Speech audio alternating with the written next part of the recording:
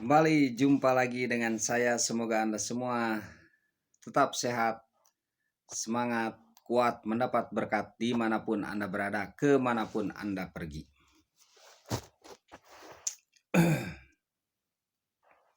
Ada beberapa ciri ketika seseorang itu terkena gendam.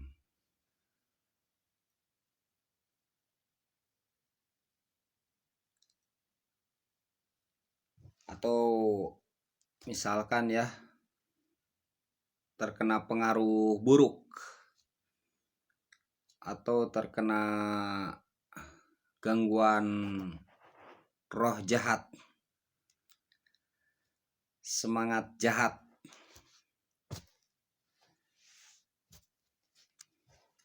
atau terkena gangguan makhluk halus, atau terkena virus jelek.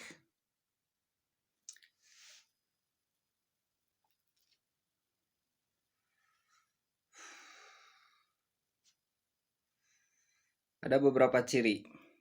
Di antaranya dia tuh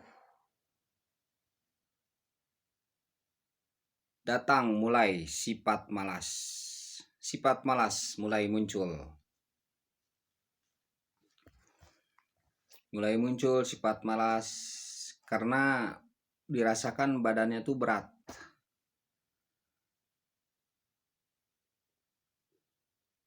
Sehingga jiwanya tuh malas untuk berbuat sesuatu. Untuk bekerja malas. Untuk belajar malas. Untuk mencari ilmu malas.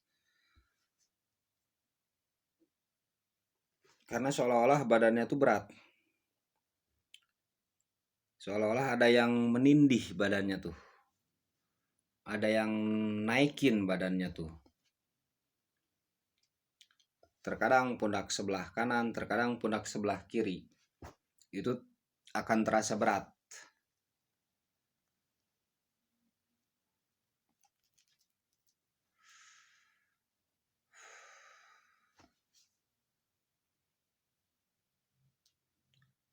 Kemudian itu serupa kolesterol tuh, serupa terasanya tuh. Dia inginnya tuh diam, melamun, berangan-angan. Berbeda ya jika berangan-angan itu memang tanpa usaha. Dia tidak melihat bumi dipijak, tidak melihat diri, tetapi dia melihat sesuatu yang mustahil untuk dia, sedangkan dia tidak berusaha dan tidak melihat dirinya. Itu berangan-angan. Berbeda dengan cita-cita, itu dengan usaha disertai ikhtiar, disertai langkah, disertai suatu rencana.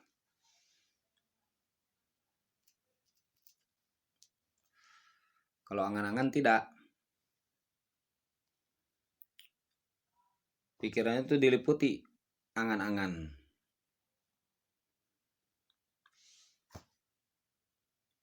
Kemudian dia akan terlihat kosong pandangannya tuh.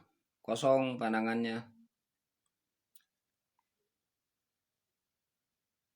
Bahkan kepada seseorang yang dia kenal itu dia bersikap seolah tidak kenal saja, tidak peduli, acuh tak acuh. Misalkan dia lewat, dia biasa saja, seolah-olah ada yang membawa tuh. Bahkan dia jijik untuk melihat seseorang tuh.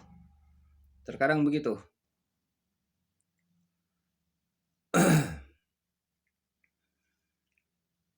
Dia enggan untuk melihat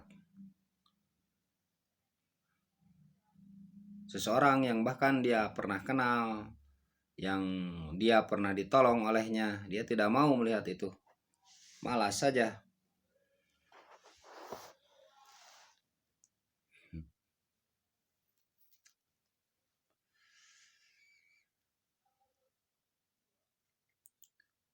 Kemudian dia akan terlibat dengan suatu yang kita sebut sekarang halusinasi. Dia akan terlibat dengan sebuah penampakan-penampakan.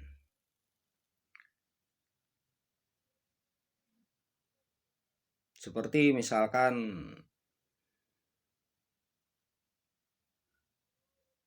penampakan lahir atau penampakan yang menurut orang lain tak kasat mata.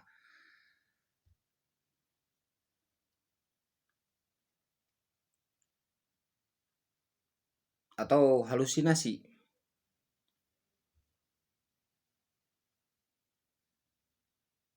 Dia akan melihat binatang-binatang yang menjijikan. Dia akan melihat makhluk tak kasat mata seperti genderuwo atau kuntilanak atau lainnya.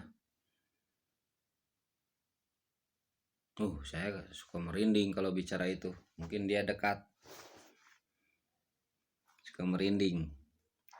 Tuh merinding ini, bulu kuduk berdiri. Berdiri tambah berdiri tuh. Tambah tuh. Tambah berdiri. Tuh, tambah. Tuh. Ya. Tambah begini. Begitu. Kemudian dia dihantui mimpi-mimpi buruk. Mimpi-mimpi buruk. Apakah dia bertemu dengan yang memiliki wajah yang dia tidak sukai. Wajah buruk yang dia tidak sukai, yang menurut dia buruk. Dia bermimpi tentang sesuatu yang jelek-jelek. Dia bermimpi tentang sesuatu yang mengkhawatirkan. Dia bermimpi sesuatu yang bisa mencemaskan dirinya.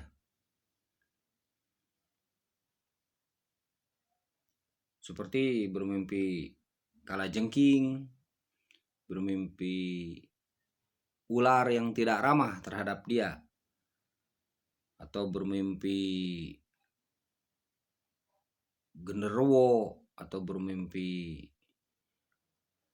Dracula mungkin, bermimpi vampir, bermimpi kuntilanak yang menurut dia memang ditakuti oleh dia begitu. Apa saja yang tidak disukai oleh dia, apa saja yang membuat dia cemas, apa saja yang membuat dia khawatir.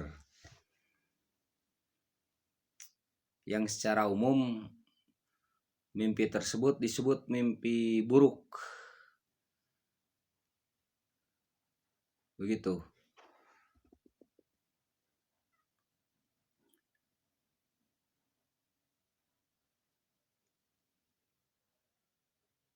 Dan terkadang dia terkena erup-erup itu. Seperti ditindih oleh makhluk halus tuh. Seperti ditindih. Sehingga dia sesak napas. Napasnya sesak. Dia sulit untuk berbicara. Sulit untuk meminta tolong.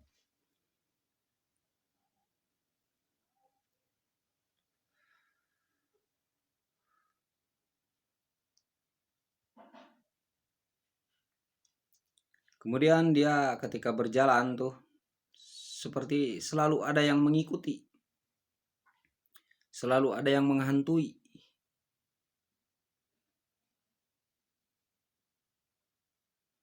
Bahkan dia seolah-olah seperti ada yang memanggil padahal tidak ada. Seperti ada yang memanggil padahal tidak ada. Seperti was-was. Dia tertimpa penyakit was-was. Hati-hati. Awal mulanya tuh begitu.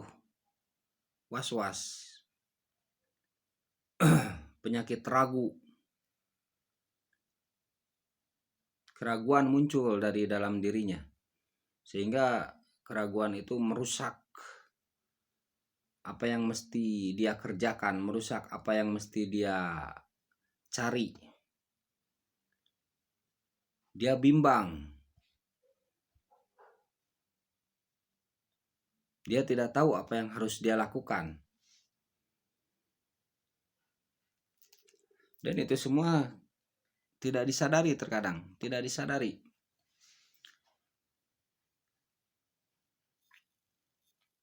Awal mulanya tuh ragu, malas, ragu, bimbang.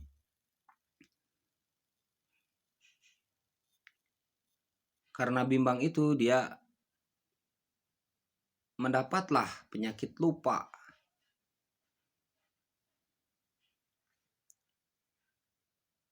Dia seolah-olah jadi pelupa. Padahal misalkan dia masih muda, atau misalkan dia padahal kuat ingatannya jika menyimpan sesuatu itu. Kuat ingatannya. Nah, ini saling berhubungan antara was-was, ragu, bimbang, dan lupa. Ini menjadi suatu lingkaran yang mengikat dia. Dia seolah-olah penuh ketakutan.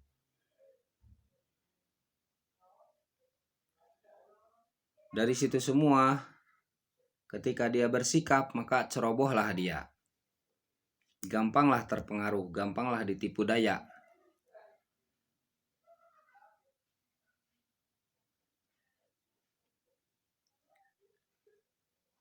Dia berharap kepada orang yang salah.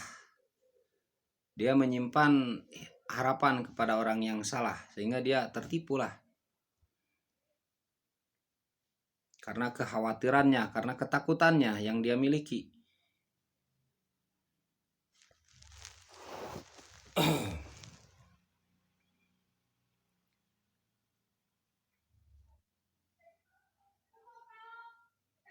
Kemudian dia akan merasakan sesuatu yang seperti pusing di kepala tuh. Pusingnya tuh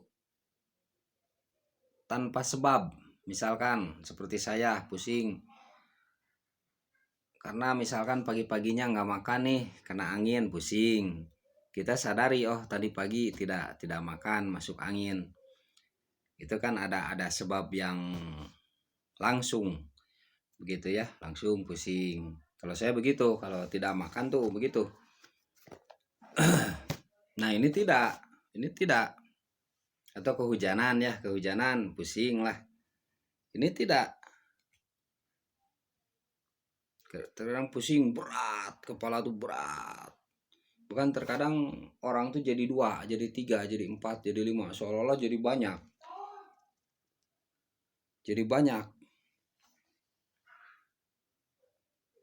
Nah, ini harus segera diobati.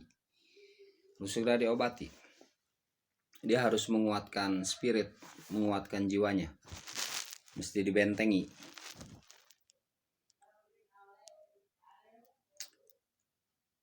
Terkadang pandang matanya itu berkunang-kunang juga, berkunang-kunang.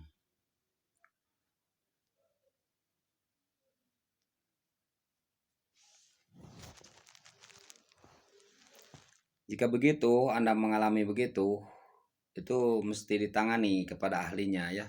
Dia mesti meminta doa atau mantra untuk menolaknya, meminta benteng untuk membentengi dirinya. Ini awal mula terkena dia yang begitu. Dia menjadi pemurung, yang asalnya dia ceria tuh dia jadi pemurung. Dia jadi pemurung.